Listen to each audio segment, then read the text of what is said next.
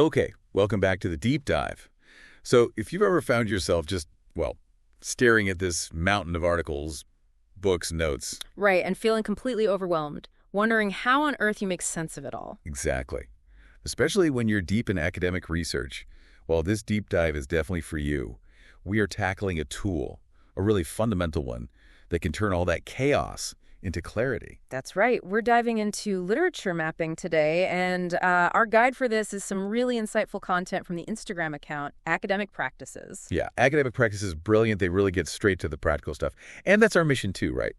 To unpack their core ideas on literature mapping. We want to show you what it is, really cut through the noise about why it's such a game changer, and give you a clear, actionable roadmap for actually creating one yourself. Think of it like building the ultimate GPS for your research journey. Okay, love that analogy. So Right. let's start right there. What is a literature map based on what academic practices tells us? Well, they describe it as a conceptual diagram. Usually it's visual, something you can actually see. Okay. And its whole purpose is to organize the main approaches, the key concepts, different theories, and, the significant research findings, all related to your specific topic. Right. So instead of just this scattered pile of readings you have, you're visually arranging them and the ideas in them. Precisely. It's genuinely about seeing the landscape of your topic laid out. Oh. And the source points out some really powerful benefits this visualization brings. Okay, I'm listening. First off, it helps you pinpoint the main themes, the big ideas running through everything you're reading, and even break those down into smaller sub-themes. That sounds incredibly helpful already, like finding the major highways and then the smaller connecting roads within your topic area. That's a great way to put it. Yep. Yeah. It also lets you directly compare studies and, crucially, understand the relationships between them. So instead of just seeing study A, study B, study C in isolation. Exactly. You see how they connect, maybe how they contradict each other, or how one builds on another. Wow, okay. That changes things, doesn't it? It's not just about consuming information anymore, but seeing this, dynamic interplay of ideas. Absolutely. And critically, this is a big one. This relational view helps you detect the gaps in the existing literature. How so? Well, when you see how everything connects, you can often spot what isn't being connected, or maybe questions that haven't been fully explored or answered yet. Okay. So that's how it helps you figure out where your own study fits in. You're basically identifying the white space on the map. That's a perfect way to think about it. It clarifies the position of your own research, highlighting exactly where you can make an original contribution. Makes sense. And finally, the source highlights that doing this mapping process lays a much, much stronger foundation for when you actually write your discussion and conclusion sections later on. Oh, I can totally see that. If you've already mapped out all the connections and the gaps, synthesizing everything for those final chapters must become so much clearer. Yeah, definitely.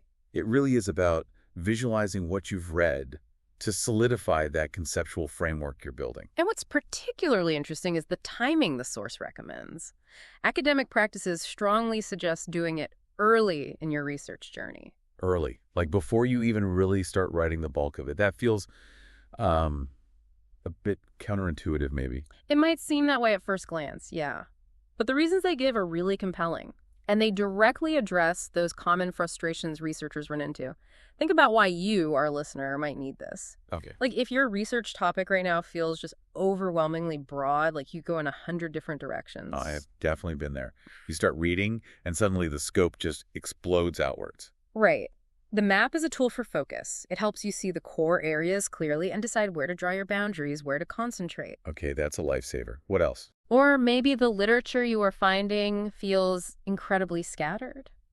Or just, bewilderingly complex. Yeah, like trying to assemble a 1,000-piece jigsaw puzzle, but you've lost the box lid picture. That's it exactly. The map imposes organization onto that complexity. It brings order to what feels like a chaotic library shelf. Right. And if you're still wrestling with formulating your precise research question, the actual process of mapping the existing literature helps you see patterns, see those gaps we mentioned. Which then helps you shape a sharper question. Precisely. It supports the formulation process itself.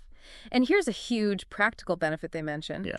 Having this map significantly reduces that need to keep going back, rereading your sources constantly when you're deep in the writing phase. Oh, that alone sounds worth the effort. Doesn't it? You've already got that organized overview ready. Okay, so it's clearly not just some theoretical exercise. It's intensely practical for problem solving, for efficiency. Knowing what it is and why it's necessary, especially doing it early, feels crucial. Which naturally brings us to how? How do you actually do it? Right. This is where it gets really interesting because the source breaks it down into a clear 5-step process. 5 steps. Okay, let's walk through them. Step 1. Step 1 is foundational. Identify your core research problem and your key concepts. So, what's the main question driving your study? Exactly. And what are the absolutely central concepts or keywords tied to that question? These are your non-negotiables. Okay, so if we were researching, say, green marketing, my question might be about consumer adoption. And the key concepts would be things like green marketing strategies, consumer behavior, sustainability perception, something like that. Perfect example. Those core concepts and your central problem, they're the anchor. They often go right in the middle of your map, with everything else sort of orbiting around them. Got it. Start with the core. What's step 2 then? Step 2 is the systematic review of sources. This is where you gather your building blocks. The reading part. Yes, but systematic reading. You need to find current high-quality studies, peer-reviewed articles, key books, that kind of thing, usually by searching academic databases. The source mentions places like Google Scholar, Web of Science, Scopus, ProQuest, the usual suspects. Okay. But the key here is, for each source you review, you don't just read it passively. You actively extract specific important info. Title, author, their key findings, the theoretical framework they used, if any, and their methodology. Okay, so you're basically creating these little structured summaries for every piece of literature. You're reading for specific data points relevant to building your map, not just general understanding. Exactly. That structured information is the raw material you're going to arrange visually, which leads us to step 3, cluster themes and approaches. Okay, clustering. So you've got your stack of source summaries. Now what? Now you start grouping studies together. Grouping based on? Based on similarities. It could be similar things they discuss, or similar theories they apply, or even similar methodologies they use. Oh. Academic practices give some great examples here. You might group studies thematically, maybe under headings like environmental attitudes, or studies looking at purchase intention related to sustainability. Or maybe studies focusing on ethical branding. Right. Or you could group them by the theoretical lens they use. Maybe all the studies using, say, the theory of planned behavior, or perhaps value belief norm theory. Gotcha. Or even just by method, like all the quantitative stuff here, all the qualitative stuff there. Exactly. You could separate quantitative studies from qualitative studies. The point is, you're creating these distinct areas or clusters on your map where related ideas or studies live together. It helps organize the information visually. Makes sense. It forms visually distinct regions on your map. Precisely. These groupings form the visual landscape. Now, step 4, and this is where, the real magic happens, determine conceptual relationships. Okay, relationships. This is where you start drawing the lines, right? Connecting the dots. Yes. This is where you stop just grouping things and start actively showing how they interact.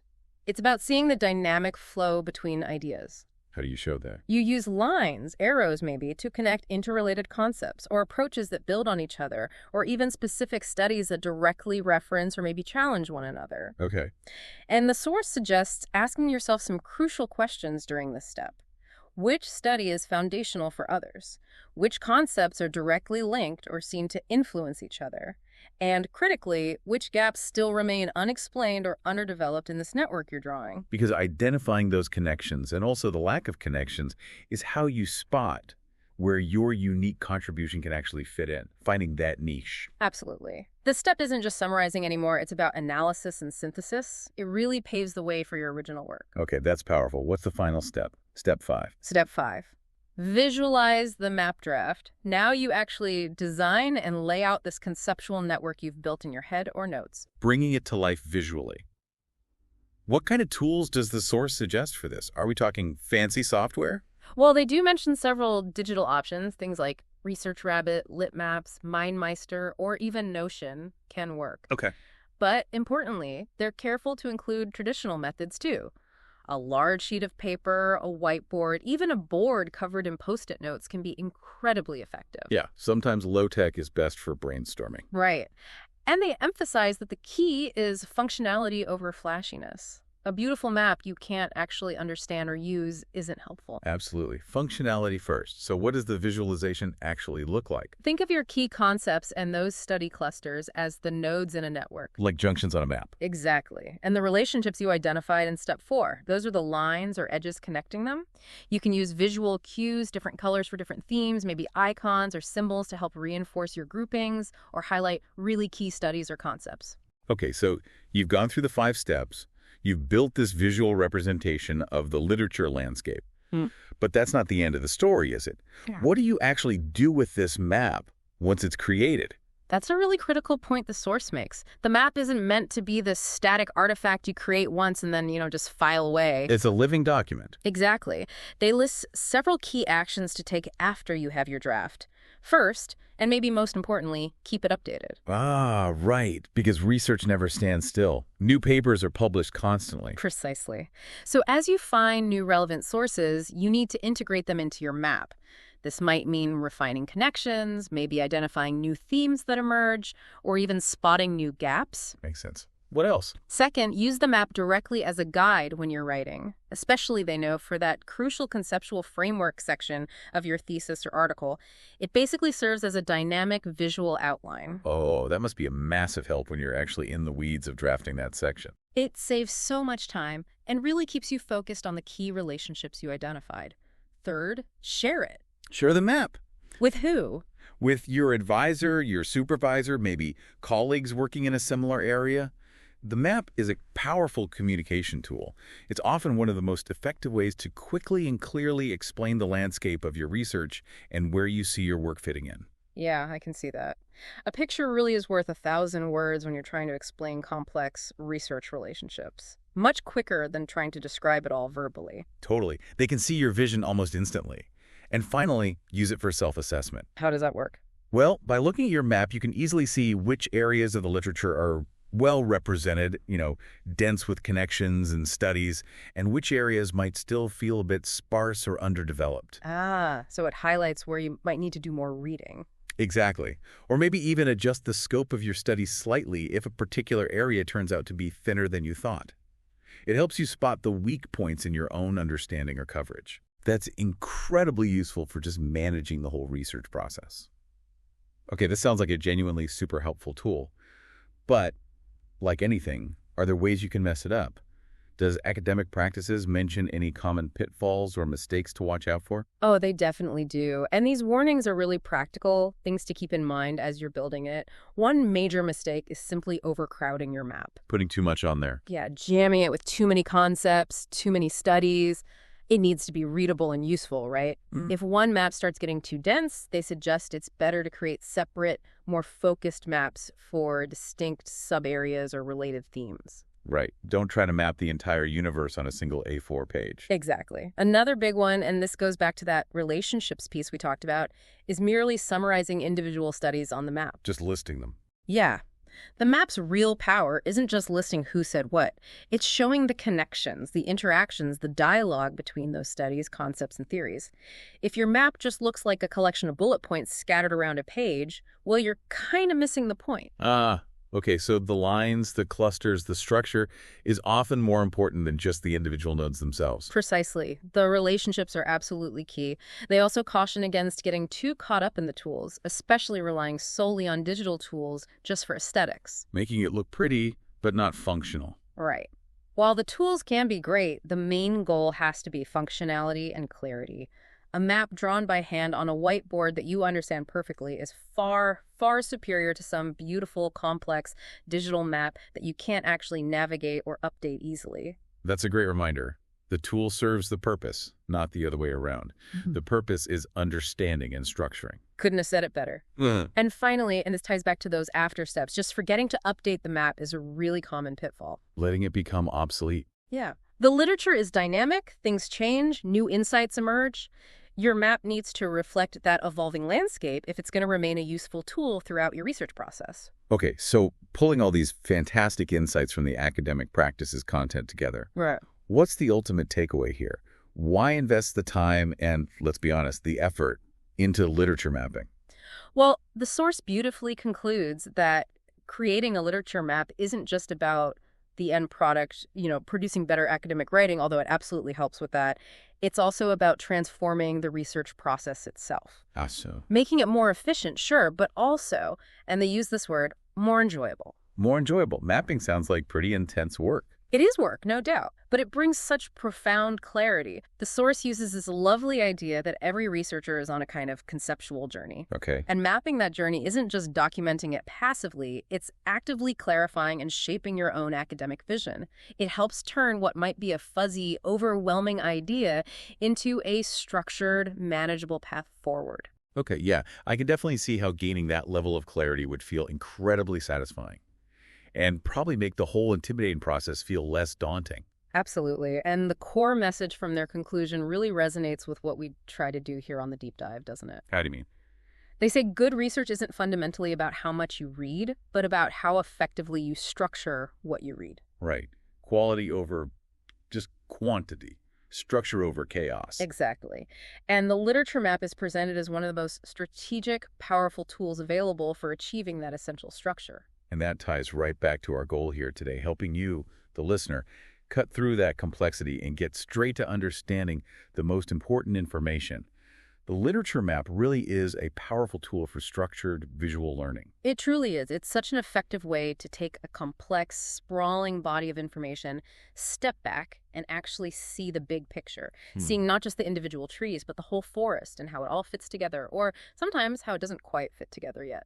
That leads to a fascinating final thought, actually. If creating a map to see the connections between ideas is so vital for understanding academic research, what does that tell us about the nature of knowledge itself, how interconnected things really are? That's deep. And maybe more practically, how does visualizing those connections change the way you might approach learning any new complex topic, whether it's for formal research or just your own personal growth and understanding? It really makes you think about looking for those links, doesn't it? Not just collecting facts, but actively trying to build the web that holds them together to get the full picture. A really profound thought to leave you with. Thank you so much for joining us for this deep dive where we've unpacked the really valuable insights on literature mapping, all drawn from the excellent content shared by Academic Practices on Instagram. Yeah, we really hope this gives you the confidence and maybe the concrete steps you need to start structuring your own research or really any complex information you're trying to get your head around.